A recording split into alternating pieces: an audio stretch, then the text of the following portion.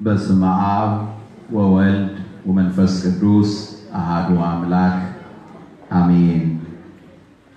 ብፁዓን ሊቃነ ጳጳሳት፣ አይንተ እግዚአብሔር አባቶች ካህናት፣ ወንድሞች ዲያቆናት፣ በደመ ክርስቶስ የተዋጃችሁ የመስቀሉ ፍሬዎች የሆናችሁ አባቶች፣ እናቶች፣ ወንድሞች፣ እህቶች በድጋሚ እንደምን ሰነበታችሁ? እንደምን ከረማችሁ? እንደምን አመሻችሁ? እንደዚህ በዝማሬው በምስጋናው እግዚአብሔር አምላካችንን እንድናመሰግነው እንድናከብረው የፈቀደልንን አምላክ ስሙ ከዘላለም እስከ ዘላለም የተመሰገነ ይሁን። እስቲ እንደገና በእልልታና በጭብጨባ እሱን እናመስግነው። እንደገና እግዚአብሔር የተመሰገነ ይሁን። እግዚአብሔር ለልጆቹ ታማኝ የሆነ አምላክ ነው። እግዚአብሔር ልጆቹን ማጽናናት ያውቅበታል። እግዚአብሔር ሲያጽናና ደግሞ በእውነት ፍጹም የሆነ ሰላምን ፍጹም የሆነ እረፍትን በመስጠት ስለሆነ በእውነት ይህንን የመጽናናት ጊዜ እግዚአብሔር ስለሰጠን እናመሰግነዋለን፣ እናከብረዋለን። አሁንም በዚህ በእግዚአብሔር ቃል እግዚአብሔር ያጽናናናል። እዚህ ጋር ስለቆመው ሰው ማንነት አይደለም፣ እዚህ ጋር ስለቆመው ሰው ቅድስና አይደለም። ነገር ግን እግዚአብሔርን ስሙን ጠርተን ስለሆነ የተሰበሰብነው፣ ስለ ስሙ ስለሆነ የተሰበሰብነው፣ ስለ ስሙ ሲል አምላካችን እግዚአብሔር በቃሉ እንዲያጽናና በቃሉ እንዲመክረን ቅዱስ ፈቃዱ ይሆንልን። በዛሬው ዕለት የምንማርበት የትምህርታችን ርዕስ ነገር ሁሉ ለበጎ እንዲደረግ እናውቃለን በሚል ርዕስ ይሆናል። ነገር ሁሉ ለበጎ እንዲደረግ እናውቃለን። ሁላችሁም የምታውቁት የመጽሐፍ ቅዱስ ክፍል ነው። የሐዋርያው የቅዱስ ጳውሎስ መልእክት ወደ ሮሜ ሰዎች ምዕራፍ 8 ከቁጥር 28 ላይ እንዲህ ይላል። የሐዋርያው የቅዱስ ጳውሎስ መልእክት ወደ ሮሜ ሰዎች ምዕራፍ 8 ከቁጥር 28 ላይ እንዲህ ይላል። እግዚአብሔርንም ለሚወዱት እንደ ሐሳቡም ለተጠሩት ነገር ሁሉ ለበጎ እንዲደረግ እናውቃለን። እግዚአብሔርን ለሚወዱት እንደ ሐሳቡም ለተጠሩት ነገሩ ለበጎ እንዲደረግ እናውቃለን። እስቲ በሉት እንደገና። እግዚአብሔርን ለሚወዱት እንደ ሐሳቡም ለተጠሩት ነገር ሁሉ ለበጎ እንዲደረግ እናውቃለን። እንግዲህ በተለይ ይህ ያለንበት ጊዜ የምንሰማው ነገር ጆሮን ጭው የሚያደርግ ነው። የምናየው ነገር ልብን የሚያደክም ነው እና በዚህ ወቅት ብዙዎቻችን እየጠየቅን ያለነው እግዚአብሔር ሆይ ምንድነው ይሄ የምናየው ነገር? የሀገራችን የወደፊት ዕጣ ፈንታ ምንድነው? የዓለማችን ነገር ምንድነው? ምክንያቱም በመላው ዓለም ላይ አሁን እያያችሁ ነው። ከ1 ሚሊዮን ተኩል ከ2 ሚሊዮን በላይ ሕዝብ ለአደጋ ተጋልጣችኋልና ውጡ ተብለው እዚህ እንኳን ያለንበት ሀገር ላይ አይደለም እንዴ? ምክንያቱም ፍሎሪዳ ስለሆነ እኛ ሴፍ ነን ማለት የለብንም። ነገ ከነገ ወዲያ እዚህ ሊመጣ ይችላል። ስለዚህ ጊዜ ሰላም ማጣት በሀገር የተፈጥሮ አደጋ የተለያዩ ነገሮችን በምንመለከትበት ጊዜ በምናይበት ጊዜ በዚህን ወቅት ብዙ ጥያቄዎች ወደ አእምሮአችን ይመጣሉ። ምንድነው? የዚህ መጨረሻው ምንድነው? የዚህ ፍጻሜው ምንድነው?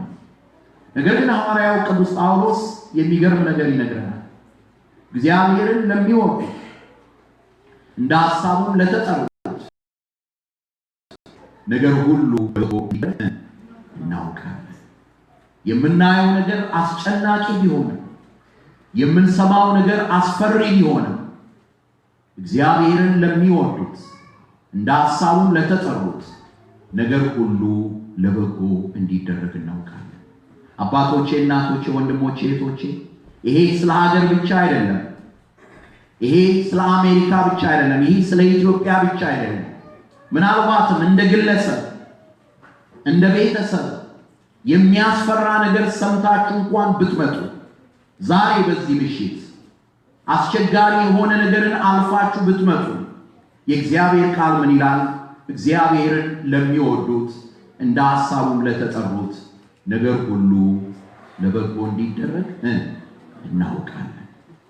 በዚህ መንፈስ ሆነን ይህንን በጣም የምወደው መዝሙር ነው። ወደ እግዚአብሔር ቃል ከመሄዳችን በፊት ይህንን መዝሙር አንድ ላይ እንዘምረዋለን።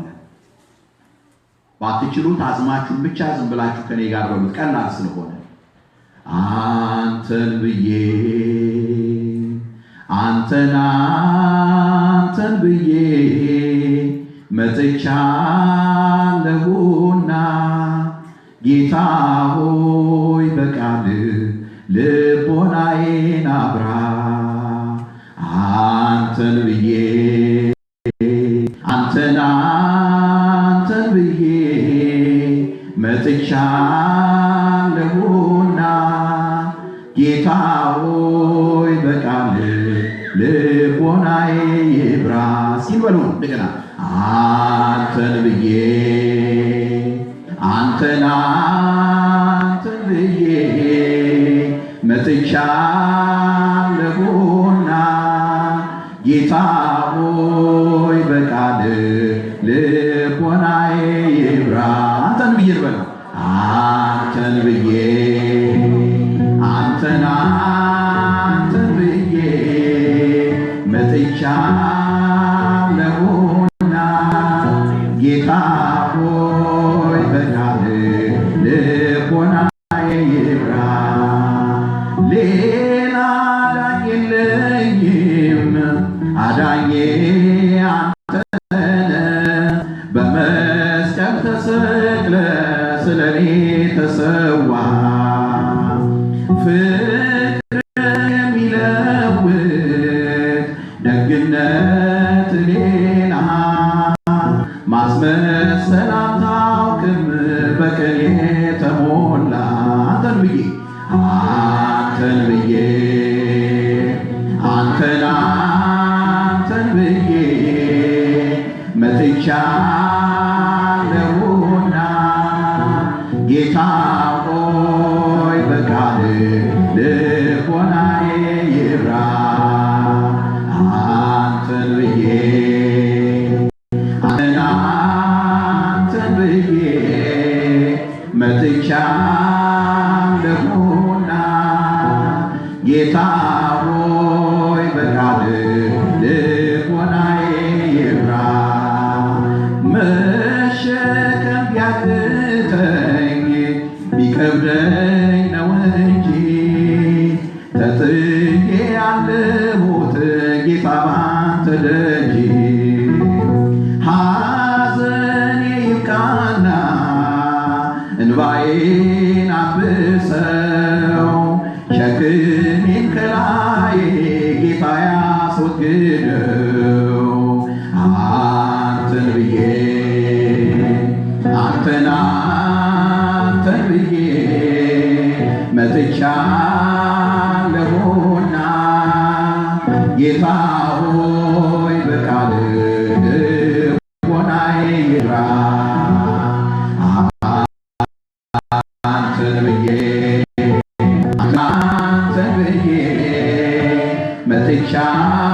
መጥቻለሁና ጌታ ሆይ በቃል ልቦናዬ ይብራ።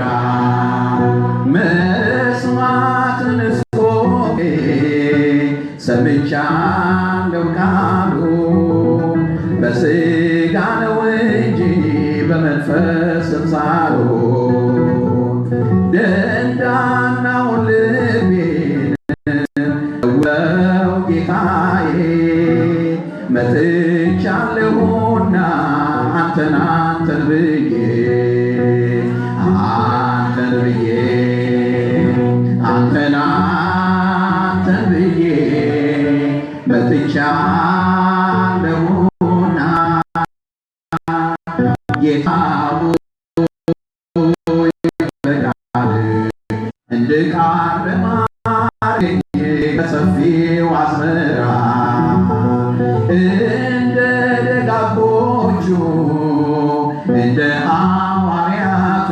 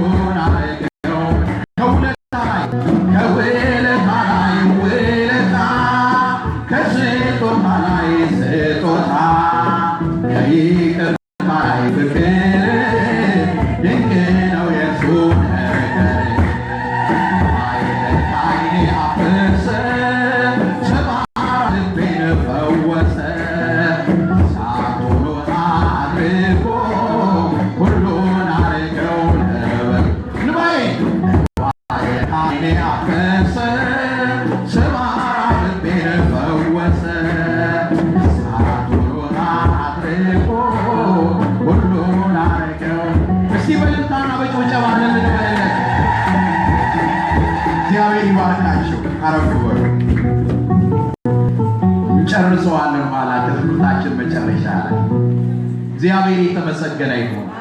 እግዚአብሔር እንባን ያብሳል። እግዚአብሔር ልብን ይጠግናል። እግዚአብሔር ከወደቅንበት ያነሳናል። እግዚአብሔር ያጸናናል። የተሰበረውን ይጠግናል። እግዚአብሔር ክብርን ለእግዚአብሔር ለአምላካችን እንስጠው። የተወደዳችሁ ኢትዮጵያውያን አባቶቼ፣ እናቶቼ፣ ወንድሞቼ፣ እህቶቼ በእውነት በዚህ ሰዓት በተለያየ ሚዲያ ይሄንን ትምህርት የሚከታተሉ በመላው ዓለም አሉ። አባቶቼ፣ እናቶቼ፣ ወንድሞቼ፣ እህቶቼ ነገር ሁሉ የሚያደርግ አምላክ ነው ያለን። ነገርን ሁሉ መለወጥ የሚችል የተጨነቅንበትን ነገር ያዘንበትን ነገር ኢትዮጵያውያን እኛ በዚህ ሰዓት የምንጨነቅበትን ነገር ወደ መልካም የሚለውጥ አምላክ አለን። ክብርና ምስጋና ለአምላካችን ለእግዚአብሔር። በዚህ ምሽት ስለዚህ ነገር ነው የምናገረው። እግዚአብሔር ነገሮችን ወደ በጎ መለወጥ የሚችል አምላክ ነው። ሰዎች አለቀ ደቀቀ ያሉትን ነገር ለምን? ምክንያቱም ሰው አለቀ ሲል እግዚአብሔር ይጀምራል። ሰው ተጨረሰ ሲል፣ ሰው ተደመደመ ሲል እግዚአብሔር ይጀምራል። ለዚህ በዚህ ያለነው ምስክሮች ነን። አለቀ የተባለላችሁን ቀን የቀጠለላችሁ አላችሁ። ወደቁ የተባላችሁትን እግዚአብሔር አንስቷችኋል።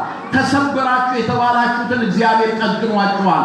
ሀገራችንንም ኢትዮጵያንም እግዚአብሔር እንደዚህ ስለሚያደርግልን ክብርና ምስጋና ለአምላካችን ለእግዚአብሔር።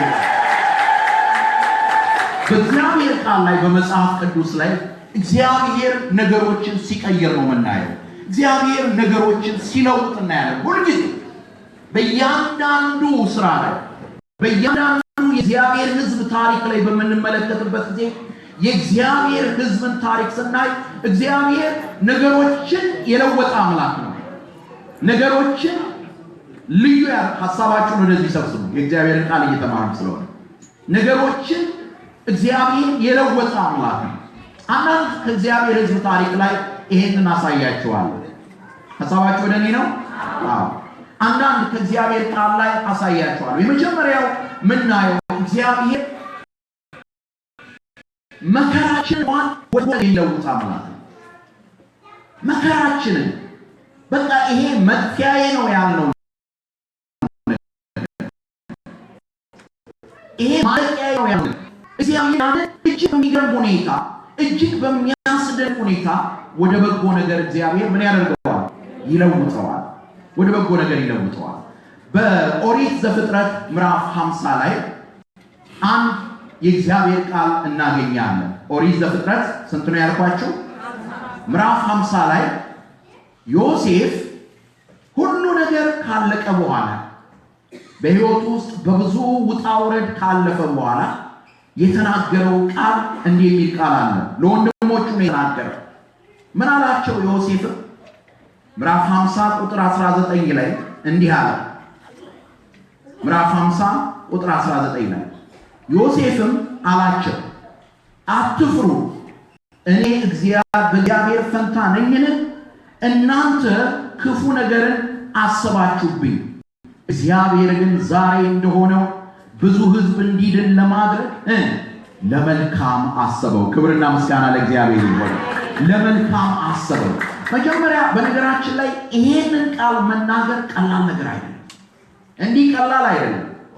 ለመልካም ነው ብለን ምንናው አይደለም። አንዳንዴ ይሄን ጥቅስ ቀደም ያነበብነውን የጳውሎስ ጥቅስ እንደው ዝም ብለን መዘዝ የምናደርግበት ጊዜ አለ። ግን አንዳንዴ ያን ለመረዳት እግዚአብሔር ሲረዳ ነው። አሁንም እግዚአብሔር ይርዳል። ያንን መረዳት የምንችለው እግዚአብሔር አይናችንን ሲከፍትልን። ዮሴፍ በጣም ብዙ አስቸጋሪ ነገር ውስጥ ያለፈ ነበር። አንዳንድ ጊዜ በሩቅ ሰው መጎዳት ምንም አይደለም። ነገር ግን በቅርብ ሲሆን ከባድ ይሆናል። በቅርብ ሲሆን አደገኛ ይሆናል። አስቸጋሪ ነው የቅርብ ነገር ሲሆን። አሁን የኢትዮጵያ ፈተና የበዛው ከውጭ ቢሆን ኖሮ ሕዝብ በአንድ ላይ ሆኖ ሆ ብሎ ተነስቶ አንድ ነገር ያደርግ ነበር። ዛሬ ፈተናዋ የኢትዮጵያ የበዛው ከውስጥ ስለሆነ ነው። ፈተናዋ የበዛው እርስ በርሳችን በመሆኑ ነው። የአንዲት ሀገር ልጆች እግዚአብሔር የሰጠንን በረከት፣ እግዚአብሔር የሰጠንን ጸጋ፣ እግዚአብሔር ያደለንን ብዙዎች የሚቀኑበትን ታሪካችንን፣ ባህላችንን፣ ማንነታችንን ያንን መጠቀም አቃተን። የአንዲት ሀገር ልጆች ከቅርብ ሲሆን ፈተናው ይከብዳል። ዮሴፍ ፈተና መጀመሪያ የመጣበት ከገዛ የአባቱ ልጆች ነበር አይደል? ትዝ ይላችኋል። ምን ነበር ያደረጉት? ወደ ጉድጓድ ወረወሩት። መጀመሪያ ይሄ ህልመኛ አሉት። ባለ ራእይ ስለሆነ አስቀድሞ ስላየ እግዚአብሔር በሱ ውስጥ ያየውን አስቀድሞ ስላየ ነው። ማለት አለ። እግዚአብሔር በቤቷ እግዚአብሔር በኑሮዋ የተመለከተውን ነገር ያየች ሴት ያየች እህት ባለ ራእይ ናት። እግዚአብሔር በህይወቱ እግዚአብሔር በኑሮ እግዚአብሔር በቤቱ ያየውን ያየ ወንድም ባለ ራእይ ነው። እግዚአብሔር ስለ ሀገራችን፣ እግዚአብሔር ስለ ቤተ ክርስቲያናችን፣ እግዚአብሔር ስለ ማህበረሰባችን የሚያየውን እግዚአብሔር የተመለከተውን ስንመለከት ባለ ራእይ ነው። ዮሴፍ ያንን ነበር ያደረገው። ወንጀሉ ሌላ አልነበረም። የነበረው ነገር ምንድነው? እግዚአብሔር ያየውን ነገር በህይወቱ ተመለከተ። ዮሴፍ ያንን ራእይ ተሸከመው። ያንን ራእይ የኔ ነው አለ። በነገራችን ላይ ራእይ ዋጋ ያስከፍላል። ወደፊት እንችላለን። አንዳንድ ጊዜ ቤታችሁን ለመስራት በእናንተ ባህላችሁን እምነታችሁን አስጨብጣችሁ ለማሳደግ ስትሞክሩ ዋጋ ያስከፍላል። በቤተክርስቲያን መልካም የሆነ ነገር ለማድረግ ስትጀምሩ ዋጋ ያስከፍላል። በቤታችሁ በጎረቤት መካከል መልካም የሆነ ቅን የሆነ ነገር ማድረግ ስትፈልጉ ዋጋ ያስከፍላል። ለሀገር የሚጠቅም ነገር ለማድረግ ስታስቡ፣ ሀገርን አንድ ለማድረግ ስትፈልጉ፣ በነገሮች መካከል በጎሶች መካከል እርቅና ሰላምን ለማድረግ ስትፈልጉ ዋጋ ያስከፍላል። ዋጋ ያስከፍላል። ዮሴፍ ግን እግዚአብሔር ያየውን ነበር። እግዚአብሔር የተመለከተውን የተመለከተ ነበር እና ወንድሞቹ ምን አሉ? ይሄ ህልም ያሉት ይሄ ባለራእይ ያሉት እና ወስነው መጀመሪያ ጉድጓድ ውስጥ ጨመሩት። አልበቃ አላቸውና ደግሞ ከዚያ አውጥተው ለግብፃውያን ምን አደረጉት? ሸጡት። ነገር ግን ዮሴፍ ያ መከራ አላደረገው። አንዳንዶቻችን ምን እንላለን? አይ ለፋሁ፣ በዚህ ነገር ላይ ደከምኩበት፣ አወረድኩኝ፣ አሁኛኛል እንላለን። እጅ ሰጥቻለሁ። አንዳንድ ወንድሞቼ በቤታቸው ላይ እጅ ሰጥተዋል። አንዳንድ እህቶቼ በትዳራቸው ላይ እጅ ሰጥተዋል። አንዳንዶች ሌላው ቀርቶ ጤናቸው ላይ እንኳን እጅ ሰጥተዋል። የራሱ ጉዳይ እንደፈለገው ያደርገኝ ያለና ለምን እንደዚህ የምንሆነው? ብዙ ጊዜ እግዚአብሔር በውስጣችን ያስቀመጠውን፣ በቤታችን ያስቀመጠውን፣ እግዚአብሔር በኑሯችን ያስቀመጠውን፣ እግዚአብሔር በእኛ ላይ ሊያደርግ የፈለገውን ነገር ሳንረዳ ስንቀር። ዮሴፍ ግን ያንን ገና ከሕፃንነቱ ጀምሮ ነበር ያወቀ። ደጋግሞ ይናገር ነበር። ለአባቱ ይናገር ነበር፣ ለእናቱ ይናገር ነበር፣ ለእህቶቹ ይናገር ነበር፣ ለወንድሞቹ ይናገር ነበር። አባቶች፣ እናቶች፣ ወንድሞች፣ እህቶች ብዙ ጊዜ ያጣነውን ነገር ነው የምንናገረው። ብዙ ጊዜ ያላገኘነውን ነገር ነው የምንናገረው። የተጎዳንበትን ነገር ነው የምንናገረው። ሰው ያደረገን ነገር ነው የምንናገረው። ወንድማችን ያደረገን፣ እህታችን ያደረገችንን ነገር ነው የምንናገረው። እግዚአብሔር ያደረገልን ነገር ተናግረናል ወይ? እግዚአብሔር ያሳየንን ነገር ተናግረናል ወይ? ክብርና ምስጋና ለአምላካችን ለእግዚአብሔር ይሁንና እግዚአብሔር ያደረገልን ነገር አምላካችን ያከናወነልን ብዙ የብዙ ነው። ክብርና ምስጋና አምላካችን ይሁንና እግዚአብሔር ያደረገላችሁ ተናገሩ። እግዚአብሔር ያከናወነላችሁ ተናገሩ። ልክ ነው። አንዳንዶች ኦፌንደር ሊሆኑ ይችላሉ። አዎ አንዳንዶች ሊያስማጠጡ ይችላሉ። አዎ ደግሞ ከማን በልጠው ይላሉ። ልክ እንደ ዮሴፍ አዎ ይላሉ። ነገር ግን ያጣነውን ነገር ስንናገር ቀኑ ይደምንብናል። የተጎዳንበትን ነገር ስንናገር ሌላ ጉዳት ነው የሚመጣብን። እግዚአብሔር ያደረገልንን የሚያደርግልን ነገር ስንናገር እግዚአብሔር በክብር ላይ ክብር፣ በኃይል ላይ ኃይል፣ በጸጋ ላይ ጸጋ ምን ይልልናል? ይጨምርልናል። ብዙ ጊዜ የምንጎዳው ሰሞኑን ስለዚህ ጉዳይ በጣም ነበር ማስበው። የዮሴፍን ታሪክ እንደገና ሳየው በጣም ነው ደስ ያለኝ።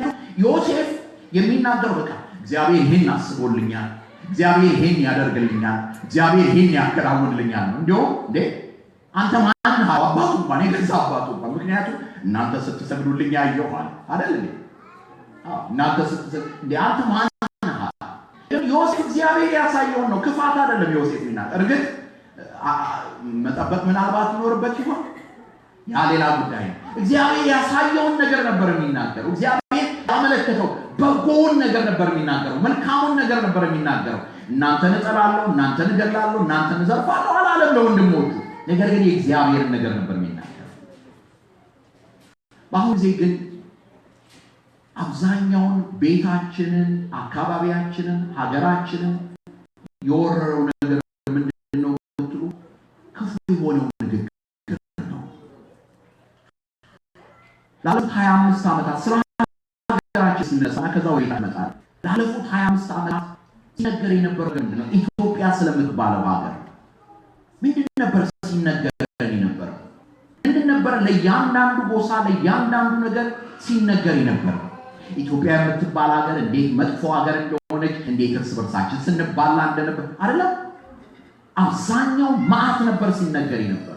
እንዲሁም እንዳንረሳው ከአይምሯችን እንዳይፋቅ ሐውልት ሁሉ የተሰራ ግፍ ተብሎ ለዚያው አንዳንዱ ታሪክ ሰነድ የሌለው ታሪክ የሌለው የታሪክ ምስክርነት የሌለው የጥላቻ ሐውልት እንኳን እያቆመን ክፉ ነገር ነበር የምንናገረው። ህዝብን አንድ የሚያደርግ ህዝብን የሚያስታርቅ ህዝብን የሚያፋቅር ነገር አልነበረም የሚነገረው፣ ክፉ ነገር ነበር የሚናገረው። ዛሬ ሁላችንንም ጎርቶን እዚህ ደረጃ ላይ ደርሰናል። የ25 ዓመት የጥላቻ ፕሮጀክት ነው ሀገራችንን አሁን ያለችበት ደረጃ ላይ ያደረሳል። እግዚአብሔር ይፈውስልን፣ እግዚአብሔር ያፍርስልን ያንን የጥላቻ ገደል የጥላቻ ግድግዳ እግዚአብሔር ያፍርስልን። በሌላ በኩል ወደ ቤታችን እንምጣ፣ ወደ ራሳችን ህይወት እንምጣ፣ ወደ እያንዳንዳችን እንምጣ። ምንድነው ብዙ ጊዜ ቤታችን ውስጥ የምንናገረው? ቤታችን ውስጥ እርስ በርሳችን የምንናገረው ምንድነው? አዎንታዊ የሆነ ነገር ነው? እግዚአብሔር ለቤታችን ያሳየንን ነገር ነው? ባል ለሚስት፣ ሚስት ለባል፣ አባት ለልጅ፣ እናት ለልጆች ምንድነው የምንናገረው?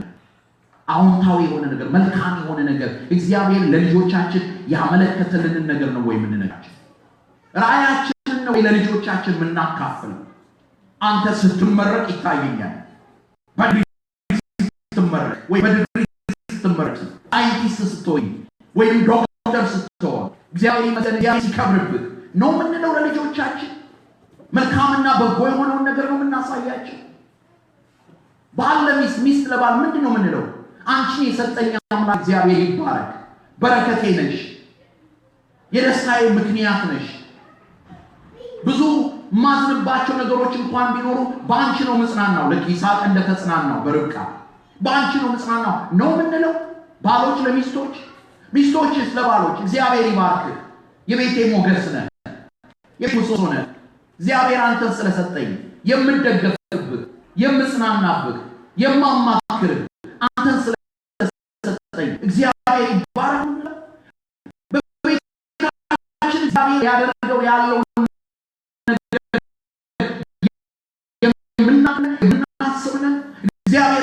ያስመምን ነገር ሰውናችን ብቻ አይደለም ውስጥ ያሏቸው ኤሳቶሪው ሳይኮሎጂስቶች ምንድነው የምንናገረው?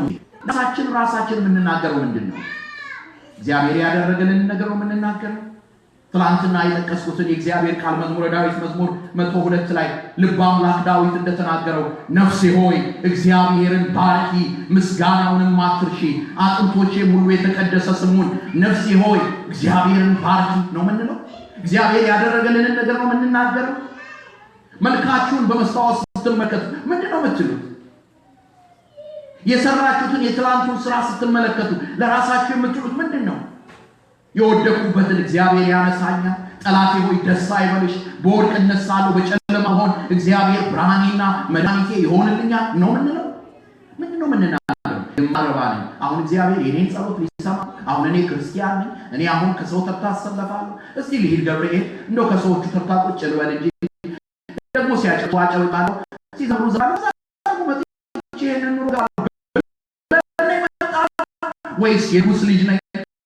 እግዚአብሔር አምላክ ያኛና እግዚአብሔር አምላክ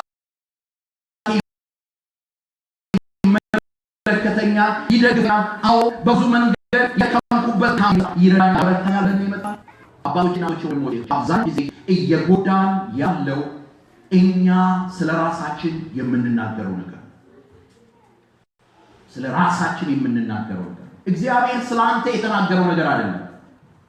ሌላው ቀርቶ የደረሰብን ነገር አይደለም እየጎዳን ያለው እኛ ስለራሳችን የምንናገረው ነገር። ይሄን እንድናገር ያደረገኝ ይሄን እንድንተነትነው ያደረገኝ የዮሴፍ ነገር ነው። ዮሴፍ ይሄን ራዕይ ጨበጠው። ከዛ በኋላ መጀመሪያ ጉድጓድ ውስጥ ገባ። ከዛ በኋላ የታችሁታ ተሸጠ። ያ ነፃ የነበረው ሰው እንደ ባሪያ ተሸጠ። የሄደበት ሀገር ላይ እንደገና ለአገልጋይ ሆነ፣ ጲጥፋራ ለሚባለው እዚያም በንጽህና በቅድስና ማገልገል ጀመረ። የሚገርማችሁ ነገር ከመከራ መከራ ቢሄድም የእግዚአብሔር ቃል ምን ይለናል? እግዚአብሔርም ከዮሴፍ ጋር ነበረ ይላል። ክብርና ምስጋና ለአምላካችን ይሁን። እግዚአብሔርም ከዮሴፍ ጋር ነበር። እንዳትረሱ። ብዙዎቻችን የምንለው አቤት አቤት እንላለን። አንድ ሞላያ ቀን የሞላለት ሰው ሳይ እግዚአብሔር ከሱ ጋር ነው እንላለን። ልንገራችሁ የበለጠ እግዚአብሔር ከኛ ጋር የሚሆነው በመከራችን ጊዜ ነው። ዛሬም እንኳን የቆማችሁት በሱ ነው፣ የደገፋችሁ እሱ ነው፣ ያስዋባችሁ እሱ ነው፣ ይህንን ቀን የሰጣችሁ እሱ ነው። ክብርና ምስጋና ለአምላካችን ለእግዚአብሔር ይሁን። እግዚአብሔር አምላካችን የተመሰገነ ይሁን። ስለዚህ ዮሴፍ እግዚአብሔር ከዮሴፍ ጋር ነበር ይላል። ነገር ግን በጲጥፋራ ቤትም ሆኖ በንጽህና በቅድስና ሊራመድ ሲፈልግ እንደገና መሰናክል ገጠመው። እንደገና ወደ እስር ቤት ተጣለ። ታውቃላችሁ የእግዚአብሔር መሰላል እንደ ዓለም መሰላል አይደለም። ይሄን ከዚህ በፊት ተናግሬያለሁ ረጅም ጊዜ ቢሆንም የእግዚአብሔር መሰላል እንደ ዓለም መሰላል አይደለም። ፕሮፌሰር መስፍን መሰላል የሚል ግጥም አላቸው እና እዚያ የሚሉት ምንድነው? የጨበጥነውን እየረገጥን ከስር ያለውን እየረገጥን ወደ ላይ እንወጣለን አይደል? የዓለም መሰላል እንደዛ ነው። የዓለም መሰላል እንደዛ ነው። የዓለም መሰላል አንዱን እየጣለን አንዱን እየረገጥን መውጣት ነው። የእግዚአብሔር መሰላል ደግሞ ምን እንደሆነ ልንገራችሁ። ዝቅ ባልን ቁጥር ራሳችንን ባዋርደን እግዚአብሔር ጉላት ያርገናል። ደግሞ ሆነበት ቁጥር እግዚአብሔር አምላክ የተመሰገነ ይሁን። ሁሌም የሚያደርገው ይሄንን ነው። አያችሁ በእግዚአብሔር መንግስት ውስጥ በእግዚአብሔር አሰራር ውስጥ የቤተ መንግስት መንገድ ያደርግልን ኢትዮጵያን የሚጠቅሙ ብዙ ልጆች ዛሬ በእስር ቤት አሉ። ዮሴፍን እንደዛ ያደረገው እግዚአብሔር ከእስር ቤት አወጣውና የተወሰደው ነገሩ ወደ ቤተ መንግስት ወሰደው። ባጭር ቃል ወንድሞቹ መጡ። የረሃቡን ዘመን በሱ ምክንያት አሳለፈ። አባቱ መጣ፣ በሱ እጅ ተጥሮ አለፈ።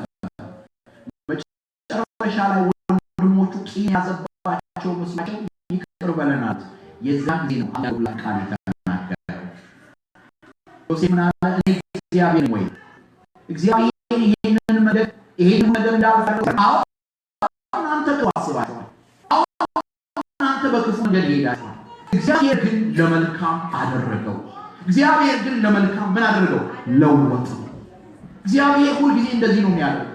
አያችሁ ወንድሞቹ ሲሸጡት እግዚአብሔር ከነሱ ጋር ነበር። እግዚአብሔር አንድ ሰባኪ ምን አለ? ያቺ ተከሳይ የነበረችዋን ሴት ምን አለ? ተመልከቱ የሰውን ነገር አለ። ገፍተው ኢየሱስ ጋር ደረሷታል። እግዚአብሔር የተመሰገነ ይሁን። ክብርና ምስጋና ለአምላካችን ለበሉለት ለአምላካችን። ሰዎች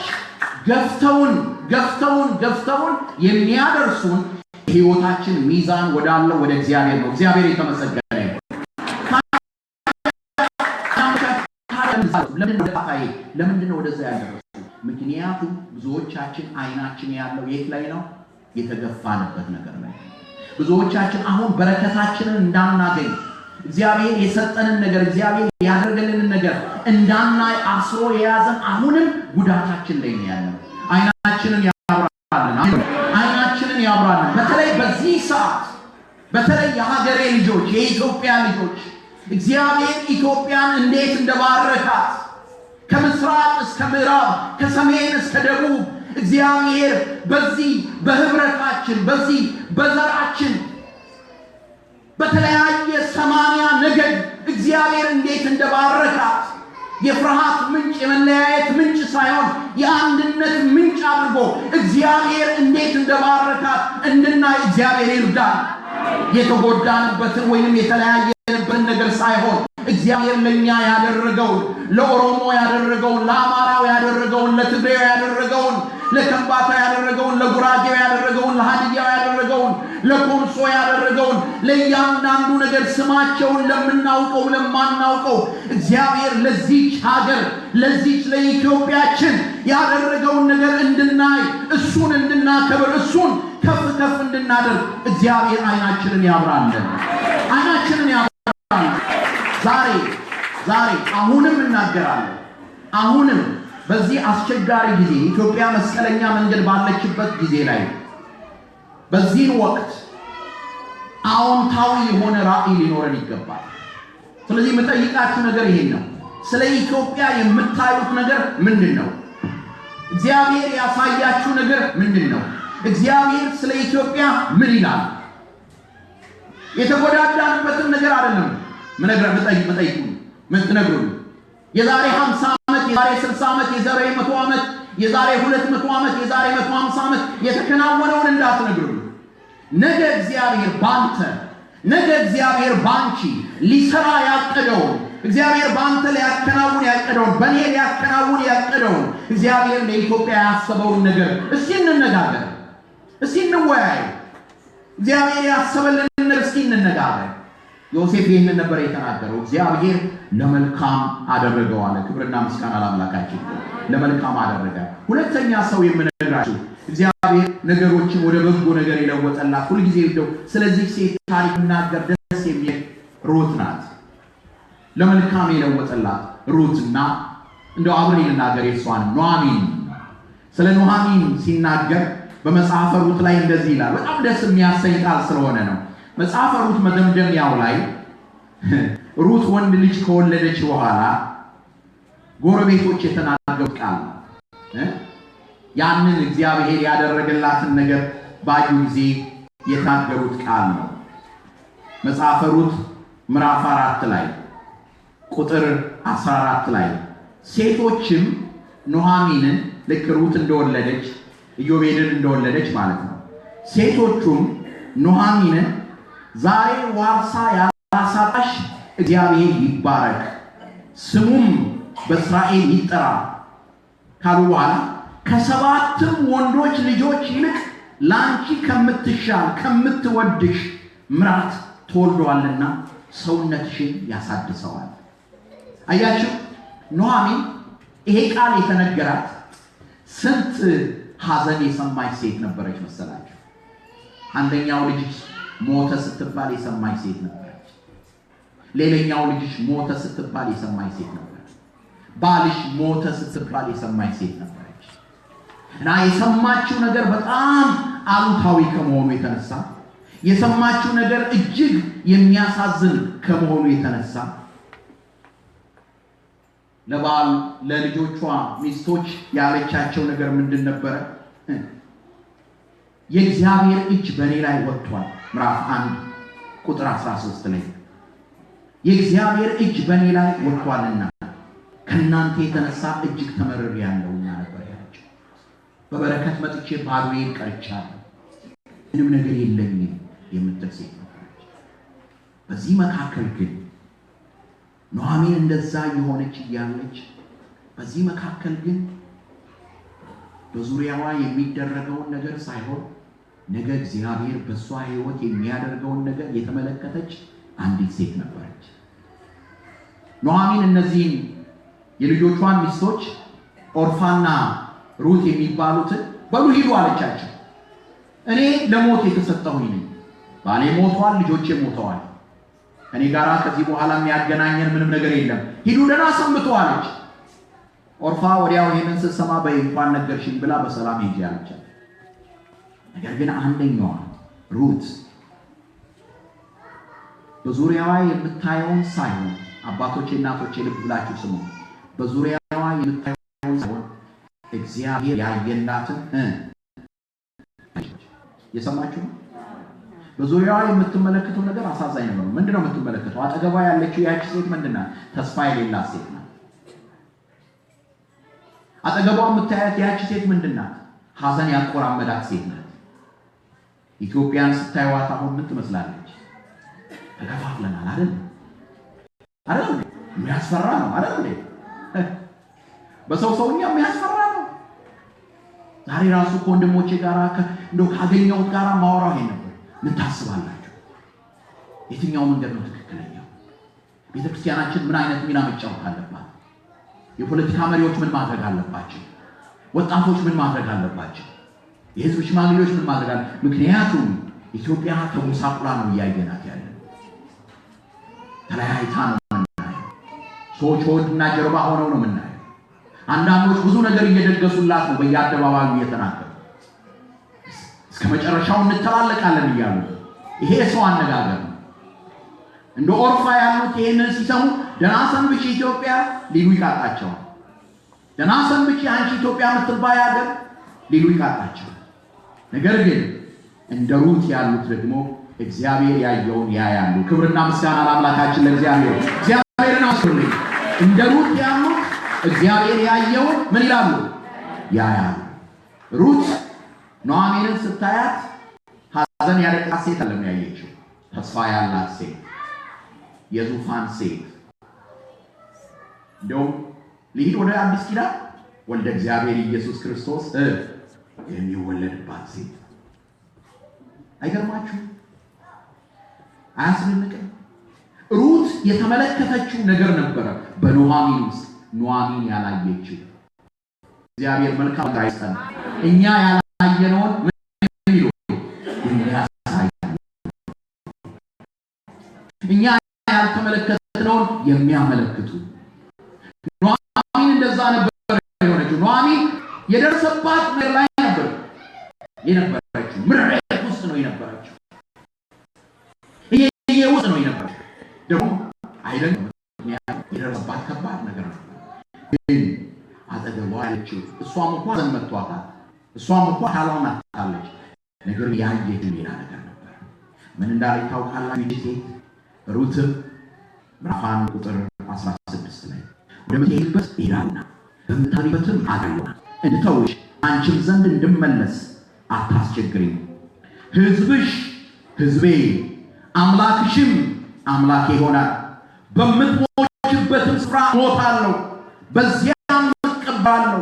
ከሞት በቀር አንቺንና እኔን አንዳች ቢለየን እግዚአብሔር ይህን ያድርግብኝ። ውሳኔ ይሏል። ይሄ እግዚአብሔርን ከዙፋኑ የሚያስነሳ ውሳኔ። ክብርና ምስጋና ለአምላካችን ለእግዚአብሔር። አልለይም። ኢዮብም ያለው እኮ ይሄን ነው። ገሚሱ ስደብና ሞት ሲለው፣ ገሚሱ የሆነ ነገር ሆነ ነው ቢለው፣ ሊያማርረው ሲፈልግ ምን እንዳለ ታውቃላችሁ? ኢዮብ ስጋዬን በጥርሴ ይዛለሁ ቢገለኝም እንኳን እግዚአብሔርን እጠብቀዋለሁ፣ እግዚአብሔርን አየዋለሁ፣ እግዚአብሔርን እመለከተዋለሁ፣ እግዚአብሔርን እሰማዋለሁ የሚለኝን ከሱ ጋር አከራከራለሁ። አባቶቼና ወንድሞቼ እህቶቼ፣ በዚህ ሰዓት ልንል የሚገባን ነገር ቢኖር ይሄን ነው። ሕዝብሽ ሕዝቤ ነው። ሕዝብሽ ሕዝቤ ነው። አምላክሽ አምላኬ ነው። በምትሞችበት ቦታ ሞታለሁ፣ በምትቀበሪበት ቦታ እቀበራለሁ። እዛን ሰዓት ጀምሮ የሩትንና የኑኃሚንን መንገድ ይመራ የነበረው ማን ነበር? እግዚአብሔር። እያንዳንዱ ካሌንደር ማንበር የሚያዘጋጀው እግዚአብሔር ነው። ሩት ቃርሚያ ለመቃረም ስትሄድ ሰተት አድርጎ እግዚአብሔር የኑኃሚን ዘመድ የሆነ ለጋብቻ ሩትን መጠየቅ የሚችል ሰው ጋር ወሰደ። ጻድቅ የሆነ ማክበር የሚያውቅበት ከዛ በኋላ እግዚአብሔር አከበራት። መጨረሻ ላይ ሩት ቦዔዝን አገባች፣ ኢዮቤድን ወለደች። ታውቃላችሁ ኢዮቤድ ንጉሥ ዳዊት የዳዊት ልጅ ወልደ እግዚአብሔር ኢየሱስ ክርስቶስ ከዳዊት ዘር ነው የመጣው። አይገርማችሁም? ለዚህ ነው እነዚያ ሴቶች ምን አሉ? አዎ ልጆች አተሻል፣ ነገር ግን ከ7 ወንዶች ልጆች የምትበልጥ ልጅ እግዚአብሔር ሰጥቶሻል። ማናት ያቺ ልጅ? እግዚአብሔር በኑኃሚን ውስጥ ያዘጋጀውን እግዚአብሔር በእርሷ ሕይወት ውስጥ ያዘጋጀውን ያየች ሴት ናት። የሩት ዜማ ይሄ ነው። እግዚአብሔርን ለሚወዱ እንደ ሐሳቡ ለተጠሩ ነገር ሁሉ ለበጎ እንዲደረግ እናውቃለን። ብዙ ፈተና የተደራረበባችሁ አላችሁ። ከአንዱ ነገር ስወጣ ለምንድን ነው ሌላ ነገር ውስጥ ምገባው? አንዱን ሳልፍ ለምንድን ነው ሌላ ነገር ማልፍ የምትሉ አላችሁ። እግዚአብሔርን ለሚወዱ እንደ ሐሳቡ ለተጠሩ ነገር ሁሉ ለበጎ እንዲደረግ እናውቃለን። አዎ የኢትዮጵያ ፈተናዋ በዝቷል። የሀገራችን ፈተናዋ በዝቷል። ደግሞ ልንገራችሁ የእግዚአብሔር ደግሞ በጎነት በዚያው መጠን ይበዛል። እግዚአብሔር ኢትዮጵያን የሚባርክበት ጊዜና ዘመን ይመጣል። እግዚአብሔር ልጆቹን ይባርካል። አባቶቼ፣ እናቶቼ፣ ወንድሞቼ፣ እህቶቼ እንዲህ አለ በጎ የሆነውን ነገር ካላየን፣ መልካም የሆነውን ነገር ካላየን በረከታችንን መግፋት እንጀምራለን። አንድ ታሪክ እዚህ ላይ ከብሉይ ኪዳን አሁንም ልጨምርላችሁና ብዙ አልይዛችሁም፣ ምክንያቱም ነገ ደግሞ ታላቅ በዓል ስላለ እዚህ ላይ ትምህርቴን እደመድማለሁ። ይሄ ታሪክ የሚገርም ታሪክ ነው። የሶስት ሰዎችን ታሪክ አንድ ላይ ነው የምነግራችሁ፣ ምክንያቱም በደንብ እንድታዩት ነው። የመጀመሪያው ሰው ኤልሳ የሚባለው ነብይ ነው። ነብይ እግዚአብሔር ኤልሳ ነው። ይህ ኤልሳ እግዚአብሔር በሚገርም ሁኔታ ነው የጠራው። ገበሬ ነበር፣ እርሻ የሚያርስ ነበር። ጠምዶ እያረሰ እያለ ነብይ እግዚአብሔር ኤልያስ መጣ ከኮሬብ ተራራ በእግዚአብሔር ታዞ፣ ሂድ በመጣህበት መንገድ ተመለስ፣ አንተን ይተካ ዘንድ ነብይ ይሆን ዘንድ ኤልሳን ቅባው ብሎት እና ኤልሳ እርሻው ላይ እንዳለ የእግዚአብሔር ነብይ ኤልያስ መጣና መጎናጸፊያውን ኤልሳ ላይ ምን አደረገው? ጣለበት። የሰማችሁ ነው? ኤልሳ ላይ መጎናጸፊያውን ምን አደረገው? ጣለበት። የዚያን ጊዜ ኤልሳ የሚያርስባቸውን በሬዎች መስዋዕት አድርጎ የበሬ ዕቃዎቹን ማገዶ አድርጎ መስዋዕት አቅርቦ ኤልያስን ምን አደረገው? ተከተለው። ከዚያን ጊዜ ጀምሮ ከዚያን ሰዓት ጀምሮ ኤልሳ የሚያየው ያችን ያረፈችበትን ምን ነበር? የበረከት መጎናጸፊያ። የተለያየ ወሬ ቢሰማም የተለያየ ነገር ቢሰማም የሚያየው ያንን መጎናጸፊያ ነው። በተለይ ኤልያስ ሊያርግ አካባቢ ወደዚህ ሲቆየኝ ይለው ነበር። የለም ካንተ አልለይም። ኧረ እባክህ እዚህ ጋር ቁጭ በልና ሂድ። የለም ካንተ ምን አልልም አልለይም። ከእግዚአብሔር በረከት እንዳትለዩ አባቶቼ፣ እናቶቼ። የፈለገ ነገር ቢሆን ሙጥኝ በሉት። እንደ ያዕቆብ ካልባረከኝ አለቅም በሉት። እንደ ኤልሳ የእግዚአብሔር የሆነውን ሰው ስታዩ፣ የበረከት ምንጭ የሆነ ሰው ስታዩ፣ የበረከት ምንጭ የሆነ ባልንጀራ ስታዩ ሙጥኝ በሉት፣ ያዙት። ከክፉ ነገር ነው መሸሽ ያለባችሁ፣ ከደግ ነገር አይደለም። ኤልሳ እንደዛ ነበር ያደረገው። ሙጥኛ ያዘ፣ አለቅም ማለት። እንደውም የነቢያት ልጆች መጡና አውቃል መምህር እኮ ሊያርግ ነው፣ አውቃለሁ፣ ዝም በሉ። አለቀው። ከዚያ ወደ ዮርዳኖስ ወንዝ አጠገብ ሊደርሱ ሲሉ ኤልያስ ጠየቀው፣ እሺ ምን ላድርግልህ?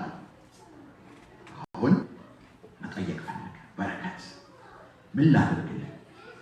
አንዳንድ ጊዜ አባቶቼ፣ እናቶቼ፣ ወንድሞቼ፣ እህቶቼ ወደ እግዚአብሔር ቤት መተን ሳንይዝ የምንመለሰው ለምን ይመስላችኋል? ምክንያቱም ሳንዘጋጅ ነው የምንመጣው። እግዚአብሔር ለመጠየቅም ከእግዚአብሔር ለመቀበልም ሳንዘጋጅ ነው የምንመጣው። ስንቶቻችሁ ናችሁ የጸለያችሁት እግዚአብሔር ሆይ ዛሬ ተናገረኝ ያላችሁ? ስንቶቻችሁ ናችሁ እግዚአብሔር ሆይ ዛሬ ለቤቴ ፈውስ የሚሆን መልእክት ስጠኝ ያላችሁ? ያን ካላችሁ እግዚአብሔር ማንም ይቁም ማን እዚህ ቦታ ላይ ፈውሱን ይልካል፣ ይናገራችኋል፣ ይፈውሳችኋል። እግዚአብሔር ያደርገዋል። እግዚአብሔር ኤልሳዕ ልክ ተዘጋጅቶ ስለነበረ በንጠይቅ አሁን ወዲያውኑ ነገረው። ምን አለ? በአንተ ላይ ያለው የእግዚአብሔር መንፈስ እኔ ላይ እጥፍ ድርብ እንዲሆንልኝ እንፈልገዋል። በእጥፍ እኔ ላይ እንዲያርፍ እንፈልገዋል። ከባድ ጥያቄ ጠይቀሃል፣ ነገር ግን ሳርግ እግዚአብሔር ሲወስደኝ ስታየኝ የዚያን ጊዜ ይሆንልሃል ማለት አይንህን ከኔ እንዳታነሳ ነው። እሱም መልሶ እስካሁን አላነሳም ነበር፣ በልበርታ በዚሁ ቀጥላ። አያችሁ አባቶቼ፣ እናቶቼ፣ ወንድሞቼ፣ እህቶቼ እግዚአብሔር ያመለከታችሁ ነገር ካለ ከዚያ ላይ አይናችሁን እንዳታነሱ፣ ከዚያ ላይ አይናችሁን እንዳታነሱ። የትኛውንም አይነት መከራ ውስጥ ብና ከዚያ ላይ አይናችንን እናነሳ።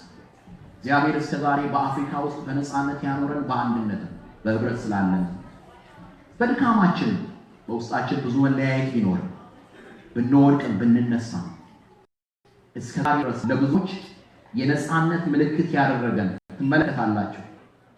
አፍሪካ ሂዱ፣ የተለያዩ ሀገሮች ላይ ኢትዮጵያ የነፃነት ምልክት ናት። ካሪቢያን ሂዱ፣ ኢትዮጵያ የነፃነት ምልክት ናት። በመላው ዓለም ላለ የጥቁር ህዝብ ኢትዮጵያ የነፃነት ምልክት ናት። ያ የሆነው እግዚአብሔር በአንድነት ስላቆየን ነው። ይህ አንድነት ከእግዚአብሔር የተሰጠን ራዕይ ነው። አይናችሁን ከዚያ ላይ ነቅነቅ እንዳታደርጉ። የቱንም አይነት አስደንጋጭ ነገር ብታዩ አይናችሁን ከዚያ የኢትዮጵያ አንድነት ላይ ነቅነቅ እንዳታደርጉ እና ኤልሳዕ ኤልያስ እንዳለው ኤልሳዕ አይኑን ከኤልያስ ላይ ሳያነሳ ጠበቀው። መጨረሻ ላይ ኤልሳዕን እግዚአብሔር በእሳት ሰረገላ ምን አደረገው? ወሰደው። የዚያን ጊዜ አባቴ ኤልያስን ማለት ነው ኤልያስን ወሰደው። የዚያን ጊዜ አባቴ የእሳት ሰረገሎች አለ። ወዲያው ያችን መጎናጸፊያ አፈፋ አደረገ። ምን እንዳደረገ ታውቃላችሁ? ከኤልያስ ጋር ያንን ዮርዳኖስን ወንዝ ተሻግሮ ነበር አንድ ጊዜ ታምር። ነገር ግን እንደገና ያንን መጎናጸፊያ በእጁ ይዞ ኤልያስ አምላክ የት ነው ያለው ብሎት በዚያ በመጎናጸፊያው ምን አደረገው? መታው ያንን እና ዮርዳኖስን ምን አደረገ? ተከፈለ። እግዚአብሔር በኤልሳዕ ታምር ሰራ። ክብርና ምስጋና ለአምላካችን ለእግዚአብሔር። ለምን? ምክንያቱም ኤልያስ አይኑን እግዚአብሔር የሰጠው ነገር ላይ ስላደረገ። ማነው? ኤልሳዕ አይኑን እግዚአብሔር የሰጠው ነገር ላይ ስላደረገ። ልክ ኤልሳዕ ኤልያስን እንደተከተለው ሌላ ሰው ደግሞ ልንገራቸው። ማነው እሱ? ጊያዝ። ጊያዝ ደግሞ የኤልሳዕ ተከታይ ነበረ። የሰማችሁ ነበር? ጊያዝ ደግሞ የኤልሳዕ ተከታይ ነበር። እሱ የተጠራው በእግዚአብሔር ነው። የሱም የእግዚአብሔር እቅድ ለጊያዝ በኤልሳዕ ላይ ያደረው መንፈስ በጊያዝ ላይ እንዲያደርግ ምናልባትም የኤልያስን ስሌት ወደ ኤልሳዕ የመጣውን ከወሰደ የኤልያስ መንፈስ በኤልሳዕ ላይ እጥፍ ከሆነ የኤልሳዕ መንፈስ ደግሞ በማን ላይ? በጊያዝ ላይ እጥፍ ሊሆን ነበር። ግን ጊያዝ ያለውን ነገር አልተገነዘበም ነበር። እግዚአብሔር የሰጠውን ነገር አልተገነዘበም ነበር። አይኖቹን ከዚያ እግዚአብሔር ካዘጋጀለት እቅድና ዓላማ ላይ አንስቶ ነበር። እግዚአብሔርን ለሚወዱት እንደ ሐሳቡም ለተጠሩት ነገር ሁሉ ለበጎ እንዲደረግ እናውቃለን። አስተውሉ ምን እንደሚል። ነገር ሁሉ ለበጎ እንዲደረግ እናውቃለን። ለነማን? እግዚአብሔርን ለሚወዱት እንደ ሐሳቡም ለተጠሩት ከእግዚአብሔር ጋር እውነተኛ አንድነት ላላቸው እንደ ሐሳቡም ለተጠሩት ነገር ሁሉ ለበጎ እንዲደረግ እናውቃለን። የጌሃዝን ታሪክ በመጽሐፈ ነገሥት ላይ ታገኙታላችሁ። ታሪኩ ሰፊ ስለሆነ አጠር አድርጌ ነው ልነግራችሁ። መጽሐፈ ነገሥት ካልዕ ምዕራፍ 5 ላይ እናገኘዋለን። በዚህ ታሪክ ላይ አንድ ሰው አስደናቂ ነገር ያደርጋል። የዚህ ሰው ታሪክ ንዕማን የሚባለው ስሙ። ይህ ሰው እስራኤላዊም አይደለም። የሚያስደንቀውም ይሄ ነው። የእስራኤልን አምላክም የሚያመልክ አይደለም። ሌላ ጣዖት የሚያመልክ ነበር። ነገር ግን ይህ ንዕማን የታወቀ ጀነራል ነው። በቤቱ ውስጥ ከእስራኤል ተማሪያገለግል ብላቴና ነበረች። እሱ ደግሞ በሽተኛ ነበር፣ በለምጽ የተመታ ነበር ይላል። አንዳንድ የመጽሐፍ ቅዱስ ሊቃውንት የሥጋ ደዌ በሽታ ነው ይሉታል። አብዛኛውን ለምጽ እያለ የሚያስቀምጠው ይሄ ሌፕሮሲ የሥጋ ደዌ በሽታ ነው ብለው ይናገራል። ብቻ ታማሚ ሰው ነበር እና ይህች ልጅ እግዚአብሔር በሀገሯ ይሰራ የነበረውን ነገር የምታውቅ ነበረች። የእግዚአብሔርን በጎነት በሄደችበት በመከራዋም በችግሯም በሐዘኗም በደስታዋም የምትናገር ነበረች። ስለዚህ ምን አለች? ለእመቤቲቱ ማለትም ለንዕማን ሚስት ጌታዬ ወደ እስራኤል ሀገር እኮ ቢሄድ ኖሮ የእግዚአብሔር ሰው ይፈውሰው ነበር አለች። ንዕማን በእውነት እዚህ ላይ ልናደንቀው ይገባል። የዚያችን ብላቴና ቃል ሰማ። ከሚስቱ የተነገረው ለንጉሱ ነገረው። ላከኝ ወደ እስራኤል ሀገር፣ እዚያ ሄጄ እፈወሳለሁ አለ። ንጉሱ ደግሞ የእስራኤል ንጉስ የሚፈውስ መስሎት በአስቸኳይ ባሪያዬን ፈውሰን እንድትልክልኝ ብሎ ደብዳቤ ላከ። መቼም እግዚአብሔርን የማያውቅ ሰው ሁሉም ነገር በሱ ትእዛዝ የሚከናወን ነው የሚመስለው። እና ንጉሱ ወደ ሆነ ሌዮና አገሬን ሊወር ምክንያት እየፈለገ ነው አለ። ነገር ግን የእስራኤል ንጉስ የእስራኤል ነብይ የሆነው ነብዩ ኤልሳ ምን አለው? ላከው ወደ እኔ፣ የእስራኤል አምላክ አለ፣ እሱ ይፈውሰዋል። ታሪኩን አጠር ላድርግላችሁና ንዕማን ወደ ኤልሳ ዘንድ መጣ። ኤልሳ ሂድና በዮርዳኖስ ወንዝ ላይ 7 ጊዜ ብቅ ጥልቅ ብለህ ተጠመቅ አለው። ንዕማን አበደ። ለወንዝ በአገሬ ስንት ወንዞች አሉ፣ ይሄን እንዴት አደርጋለሁ? የዛን ጊዜ ከሱ ሎሌዎቹ ተሻሉ። ምን አሉት? የከበደ ሌላ ነገር ቢያዝ እንኳን እኮ ይሄንን የእግዚአብሔር ሰው ልሰማ ይገባ ነበር አለ። ሄደና ብቅ ጥልቅ ብሎ ሲጠመቅ ምን ይላል እግዚአብሔር ቃል? ገላው እንደ ሕፃን ልጅ ገላ ሆነ ይላል። መጽሐፈ ነገሥት ካልዕ ምዕራፍ 5 ላይ ነው ይሄንን የምታገኙት። ገላው እንደ ሕፃን ልጅ ገላ ሆነ። ላንብብላችሁ ቁጥር 14 ላይ ምዕራፍ 5 ቁጥር 14 የእግዚአብሔርም ሰው እንደተናገረው በዮርዳኖስ 7 ጊዜ ብቅ ጥልቅ አለ። ስጋው እንደገና እንደ ትንሽ ብላቴና ስጋ ሆኖ ተመለሰ፣ ንጹህም ሆነ። ንዕማን ይሄንን ሲያይ በጣም ልቡ ተነካ። ምክንያቱም ንዕማን አንገት የሚያስደፋው ነገር ነበር። ይሄ ንዕማን ሲያስጨንቀው የነበረ ነገር ነው። ሲያሳዝነው የነበረ ነገር ነው። እንቅልፍ ሲነሳው የነበረ ነገር ነው። ዛሬ ግን የእግዚአብሔር ሰው ሲናገረው ሄዶ ብቅ ጥልቅ እያለ ተጠመቀ። እግዚአብሔር ምን አደረገው? ፈወሰ። በነገራችን ላይ እግዚአብሔር ሲፈውስ ስጋን ብቻ አይደለም። እግዚአብሔር ይክበር ይመስገን። የእግዚአብሔር ፈውስ ሙሉ ነው። እየሰማችሁ ነው? የእግዚአብሔር ፈውስ ምንድነው? ሙሉ ነው። ልብንም ነው የሚፈውሰው። ንዕማን ከዚያ ከዮርዳኖስ ውሃ ሲወጣ ንጹህ የሆነ ገላ ብቻ ሳይሆን ንጹህ የሆነ ልብንም ነበር ያገኘው። እየሰማችሁ? ንጹህ የሆነ ልብ ማለት ዛሬ እኔና እናንተ ሊኖረን የሚገባንን የእምነት ልብ ነበር ያገኘው። መጣና በነብዩ ፊት ቆመና እንካ ይሄንን ሁሉ ውሰድ አለው። ይዞት የመጣውን ብር ወርቅ ሁሉ እንዳለ ክብሩን ሁሉ ሀብቱን ሁሉ እንካ አለው። በእጅ መንሻ ላይ ያቀርብለት። ነገር ግን ኤልሳ ምን አለው? የፈወሰህ እግዚአብሔር ነው፣ ካንተ አንዲት ሳንቲም አንዲት ወርቅ አውጥተህ የዛን ጊያዝ ቆሞ ያይ ነበር። ምንም የሚያይ ይመስላችኋል? የኤልሳን መጎናጸፊያ ነው? አይደለም። ኤልሳ አይኑን ያሳርፍ የነበረው ያኔ ተከታይ ሆኖ ምን ላይ ነበር? የኤልያስ መጎናጸፊያ ላይ ነበር። ባህሩን የከፈለው መጎናጸፊያ ላይ፣ ድንቅ ነገሮችን ያደረገው መጎናጸፊያ ላይ፣ ታምር የሰራው መጎናጸፊያ ላይ፣ የሱንም ሕይወት የሚለውጠው መጎናጸፊያ ላይ። ጊያዝ ግን አይኑን ወርቁ ላይ አደረገ። አይኑን ሌላ ነገር ላይ አደረገ። ንዕማን ለመነ እንዲህ አለው።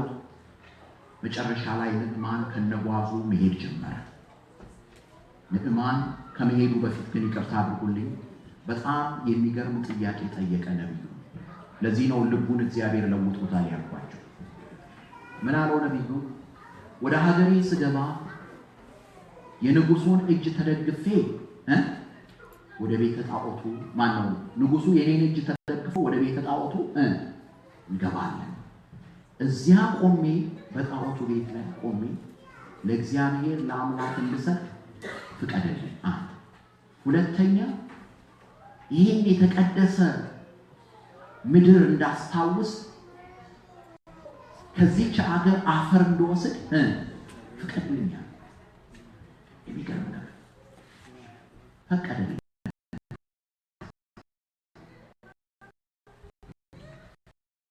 ይዞ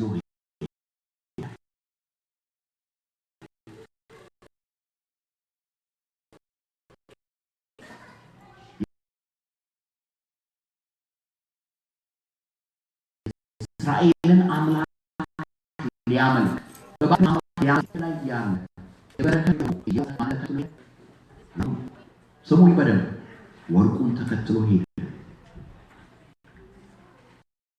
እና ማን አስቆመው? መጽሐፍ ቅዱሳችሁን በጥንቃቄ ተመልከቱት። አንዱ ውት ቤታችሁ ንዕማን ጀነራል ጊያዝ ሎሌ ነው። ጊያዝ የሮጠ ሄዶ ንዕማን ሲያናግረው ንዕማን ከሰረገላው በላይ ወረደው። ለምን? የሚያከብረው የእግዚአብሔር ሰው ምን ስለሆነ? ደቀ መዝሙር ስለሆነ። ጊያዝ ግን ያንን አላወቀ። እግዚአብሔር የክብሩ ምንጭ እንደሆነ አላወቀ። ጀነራሎች የሚያከብሩት እንደሆነ አላወቀ። አሁን አንዳንዴ በሀገሬ ላይ የሚከናወነውን ነገር ሳይ ልቤ የሚደማው በዚህ ነው። ስንት አእላፋት የሆኑ የእግዚአብሔር ልጆች የቤተ ክርስቲያኒቷ ልጆች ሲያልቁ፣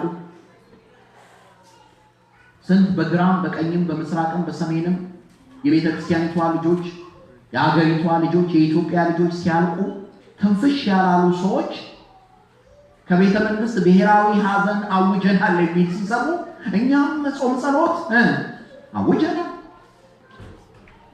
ነገር ግን እግዚአብሔር የሰጣቸውን አላወቁትም። እግዚአብሔር የሰጣቸውን ሀብት ከጀነራሎች የበለጠ ከጦር መሪዎች የበለጠ እግዚአብሔር የሰጣቸውን ጸጋ ዛሬ በአገራችን ያሉት የቤተክርስቲያን መሪዎች እንኳን ይሄን አልተረዱ። ጊያዝ አልተረዳውም ነበር ያለ። ስለዚህ ሐሰት ፈጥሮ ምን አለ?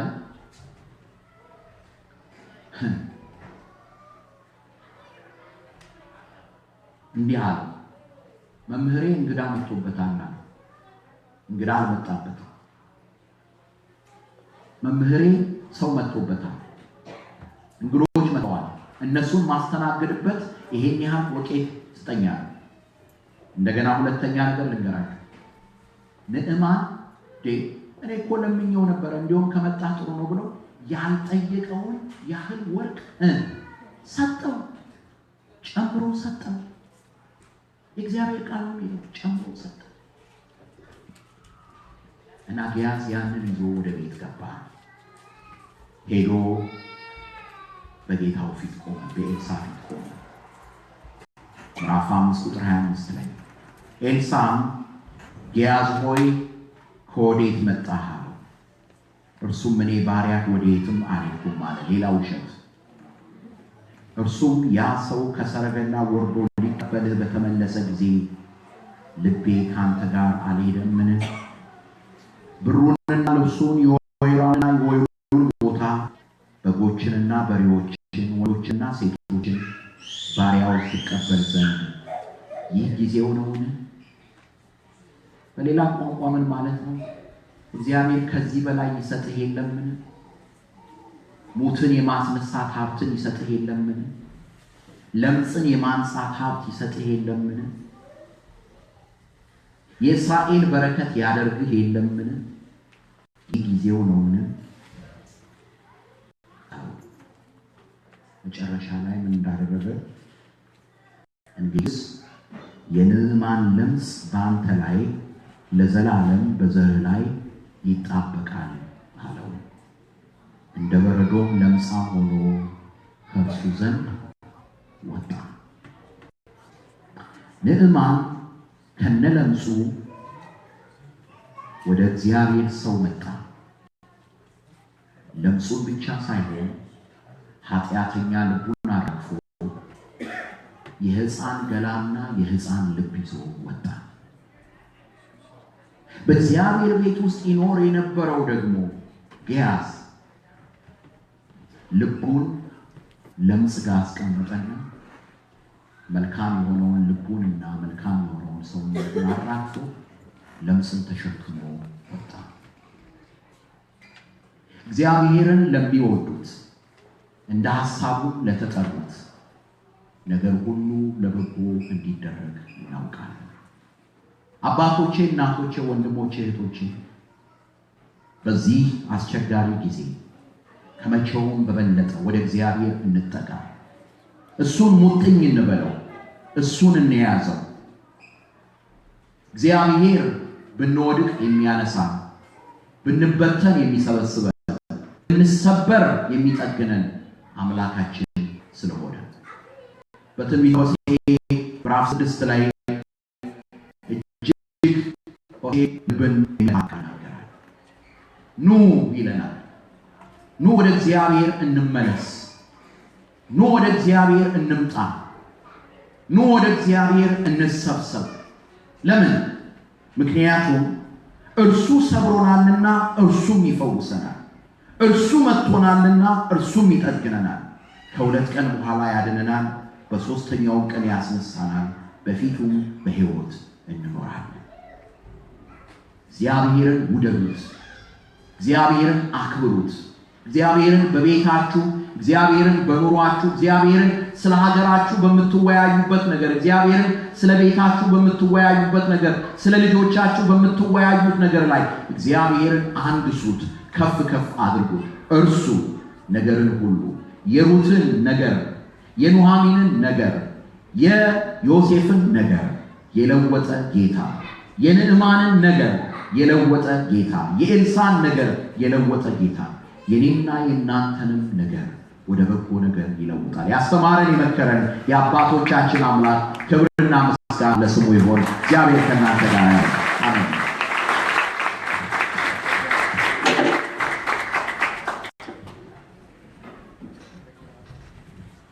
በመንበራችን አድሮ የመከረን ያስተማረን የገሰጸን ያጽናናን ከጨለማ በኋላ ያለው ብርሃን ከሐዘን በኋላ ያለውን ደስታ መጽናናት እንድናይ ልባችንን በተስፋ የሞላ የአባቶቻችን አምላክ እግዚአብሔር ስሙ የተመሰገነ ይሁን።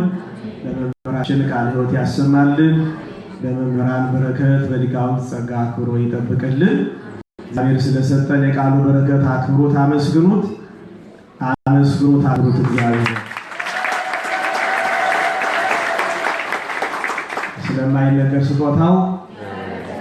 ስለማይነገር ስጦታው እግዚአብሔር ይመስገን። በእውነት ጠቅለል ባለ መንገድ በትምህርት ውስጥ የተላለፉ ወቅታዊ ልቶች አሉ እና በሁለት ነገር አምነን ከጸናን ችግሮቻችን በሙሉ ይፈታሉ ብዬ አምናለሁ። አንደኛ ፍጹም ክርስቲያናዊ ሕይወት ዓላማ ከቆምን፣ ሁለተኛ በፍጹም ኢትዮጵያዊነት አምነን መኖር ከቻል የሀገራችንን የሕዝባችንን ችግር በእውነት ይፈታል። ምን ማለት ነው? ይሄ በአጭር ቃል በክርስቲያናዊ ሕይወት ዓላማ ማመን ማለት ሁልጊዜ እንደምንነጋገረው በክርስትና ትምህርታችን ማን ፈጠራችሁ? ሥላሴ። ዘራችሁ ምንድነው? ክርስቲያን። አገራችሁ የት ነው? በክርስትና ቋንቋ በሰማይ። ስለዚህ ክርስቲያን ዘሬ ክርስትና ነው፣ ክርስቲያን ነው፣ ከክርስቶስ የተገኘው ነኝ። ዳግመኛ የተወለዳችሁት ከሚጠፋ ዘር አይደለም፣ በሕያውና ለዘላለም ኖር በእግዚአብሔር ቃል ከማይጠፋ ዘር ተወልዳችኋል ነው የሚለው እና በእውነት በዚህ ክርስቲያናዊ ዓላማ ጸንተን ከቆም ምናስበው፣ ምንናገረው፣ ምንራመደው፣ ምንኖረው በዚህ መለኪያ ከሆነ ለሀገራችን ሸክም የሆነውን ነገር ለማስወገድ እኛ ራሳችን ያው የመፍትሄ አካላት ነው ነው መቼ ዘር በእውነት የሚጠቅም ከሆነ ለገበሬ ነው ያለበት። ዘር መቁጠር፣ ዘር መመርመር የገበሬ ስራ፣ የግብርና ስራ። ክርስቲያን ዘሩ ምን እንደሆነ ያውቃል። ምን ለማለት ነው? በአጭር ቋንቋ በዚህ በ25 ዓመታት የተፈጠረው ትውልድ ያደገው ትውልድ በእውነት የተዘራበትን ክርዳድ ይሄ ነው። ትናንትናም እንደተነጋገረው እና እያንዳንዳችን አንድ በክርስቶስ አንድ መሆናችንን አምነን ከቆምን ከዚህ ውጪ ለሆነ ነገር ተባባሪዎችም አልሆንም። በአንድ ወቅት በሀገራችን የእንጦጦ ዛፎች እንደዛሬው እንደኛ ወገን እንደኛ ሕዝብ ጭፍጨፋ በዝቶባቸው በእድሜ ሸምገል ያለው አረጋዊው ዛፍ ለውይይት ጠራቸው። ምን ይሻላል፣ ምን ይበጃል ብለው ሲወያዩ የችግሩ ምንጭ ራሳቸው ሆነው በመገኘታቸው እድሜ ጠገብ የሆነው ዛፍ ምን አለ? መጥረቢያዎቹ እኮ እኛን ምንም አላደረጉንም፣ ለራሳችን ጠላት የሆነው እኛ ነን። ምክንያት ለመጥረቢያዎቹ እጀታ የሆናቸው እኛ ነን፣ እኛ አድርገውን የጨጨፉ በቦታውን አገርን፣ ህዝብ፣ ወገንን በተለያየ ነገር እየከፋፈለ እንደ ጨርቅ እንድትቆራረጥ ላደረጋት ስርዓት በእውነት ማን ነው ተባባሪ የሆነው ቢባል መልሱ ወደኛው። የችግሩ አካላት ከነበር የመፍትሄ አካላት መሆን እንችላለን ማለት ነው። ስለዚህ በፍጹም ክርስቲያናዊ ማንነታችን ከቻል ሰይጣን በየጊዜው እያመጣ ለሚዘራው እንክርዳድ ቦታ ላንሰጥ አንችልም ማለት ነው። ይሄንን አምነን መናገር አለብን። በዕለት ተዕለት ህይወታችን መኖር አለብን፣ መመስከር አለብን። ሁለተኛው በኢትዮጵያዊነት ማመን። ኢትዮጵያ ስንት ናት?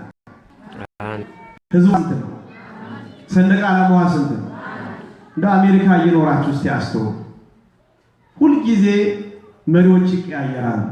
በዲሞክራቲክ በሪፐብሊካን ሳይድ ያሉ መሪዎች በህዝብ ምርጫ በዲሞክራሲያዊ መንገድ ይፈረቃል። ሁልጊዜ ግን አሜሪካ የምትኖረው በአንድ ሰንደቅ ዓላማ ነው፣ በአንድ ብሔር ነው። በእኛ ሀገር የመንግስት ስርዓት በተለዋወጠ ቁጥር ሰንደቅ ዓላማዋ ብሔራዊ መዝሙሯ እንደተበላሸ ሂሳብ የሚደለዘው ለምንድን ነው? እና በእውነት በኢትዮጵያዊነት የሚያምን ከሆነ ለምንድን ነው የኢትዮጵያ ህዝብ መጋዘን ይመስል ሁሉም እየጣ የራሱን ፓኬጅ እያራገፈበት የሚሄደው? እና አንዳንድ ጊዜ በኢትዮጵያዊነት የማመን እርስ በርሳችን በኢትዮጵያዊነት መነጽር የመተያየት በኢትዮጵያዊነት ልብ የመተሳሰብ ነገር ካዳበር ችግሮች ለምንላቸው ነገሮች እኛ ራሳችን ወጥቶ ይሆናል። ሀገራችን አላላች መካከል አንዱ ክቡር ዶክተር ክብደላይ ጃፓን ስለተሽ የሚለው መጽሐፋቸው ውስጥ በ46 ዓመተ ምህረት ተጻፈው በጣም ይገርማል።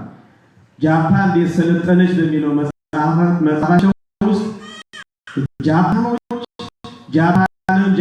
አገር ዓለም በስልጣኔ ታወቀ ያደረጉበት መሰረት ብሔራዊ ስሜት ስለነበራቸው በጃፓን የሚያምኑ ባጋቸው የሚያምኑ ብሔራዊ ስሜት ስለነበራቸው አገራችን በዓለም መድረክ በስልጣኔ እንድትታወቅ ከፍ ብላ እንድትታይ ብለው እንዲነሳሱ ያደረጋቸው ሁሉ ብሔራዊ ስሜት እና እስከመቼ ነው ሶስተኛ ዓለም ታዳጊ ተባለ ምንወረው ወራተ ስለጠፋ አይደለም። እና ብሔራዊ ስሜት ኢትዮጵያዊነት መንፈስ በትውልዱ በሁላችን ህይወት ውስጥ ደም ውስጥ ካለ አንድ ኢትዮጵያ፣ አንድ ህዝብ፣ አንድ ሰንደቅ ዓላማ ትልቅ አራያ ራዕይ ምሳሌ ትልቁን ክቡሩን ነገር በማየት ከዚህ አንፃር ምንሰራ ከሆነ በእውነት የሀገራችንን እግዚአብሔር በቅርቡ ያስገኛል። ለማን ይባላል? ጨለማው ሲያልፍ የሚወጣ ፀሐይ አለ፣ ክረምቱ ሲያልፍ የሚመጣ በረከት አለ እና የክረምት ጊዜ የጨለማ ጊዜ የንጋት ፀሐይ ሊፈነጥቅ የቀረበበት ጊዜ ይመስላል እና እያንዳንዳችን እንደ ግለሰብ፣ እንደ ቤተሰብ፣ እንደ ህብረተሰብ ከመጸለይ ወደ እግዚአብሔር ከመጮህ ጋር እንደ ኢትዮጵያዊነት ደግሞ የሚጠበቅብንን እንደ ኦርቶዶክሳዊነት የሚጠበቅብንን ድርሻ በመውጣት በእውነት ያጀናገር አገር ለመክ እኛ ዛሬ ሰላም አግኝተን ጸጥታ አግኝተን ረፍት አግኝተን እግዚአብሔርን በእፎይታ እናመልካለን። ህዝባችን ደግሞ ከዚህ እጥፍ በሆነ ሰላም፣ ረፍት፣ ጸጥታ እግዚአብሔርን እንዲያከብር የእግዚአብሔርን ፈቃድ ከመጠየቅ ጋር የሚጠበቅብንን ድርሻ እንወጣ ይገባል። ለዚህም እግዚአብሔር ይርዳል። ኢትዮጵያ እጆቿን የትምህርቱን መንፈስ ያመሸንበትን ምሽት መንፈስ በሀገራችን ያለውን ነገር በህሊናችን እየቃኘን በእውነት ሁላችንም ተነስተን የመጀመሪያው መዝሙር ኢትዮጵያ እጅሽን ዘርጊ ወደ አምላክ ወደ አዶናይ ህዝብሽን ከሞት የሚያድን ይውጣልሽ የምሕረት ፀሐይ የሚለውን መዝሙር ወንድማችን ይዘምርልናል። በእውነት ሁላችሁም ቆማችሁ በተመስጦ በህሊና በግፍ በጭካኔ በከንቱ ደማቸው የፈሰሱ ወገኖቻችን እያሰብን ያችን ሀገር ያለ ህዝብ እያሰብን ጸሎትና መንፈስ ሆነን የዘማይናለን። በመቀጠል እግዚአብሔር በስሙ በቃሉ ድል አድራጊ አሸናፊ ስለሆነ ድል አለ በስምህ ድል አለ በቃል የሚለውን ዝማሬ እንዘምራለን። ማጠቃለያ ነገ ዕለቱ ቅዱስ አማኑኤል ነው። ድንግል ፈጣሪዋን ወለደችው በሚለው ዝማሬ ደግሞ መድኃኒት የሆነው አምላክ ሀገራችንን ህዝባችንን በቸርነቱ እንዲፈውስ እንለምነዋለን፣ እንጠይቀዋለን። ሁላችንም ከወንድማችን ከዘማሪ ዮሐንስ ጋር እናመሰግናለን። እግዚአብሔር ከሁላችን ጋር ይሁን።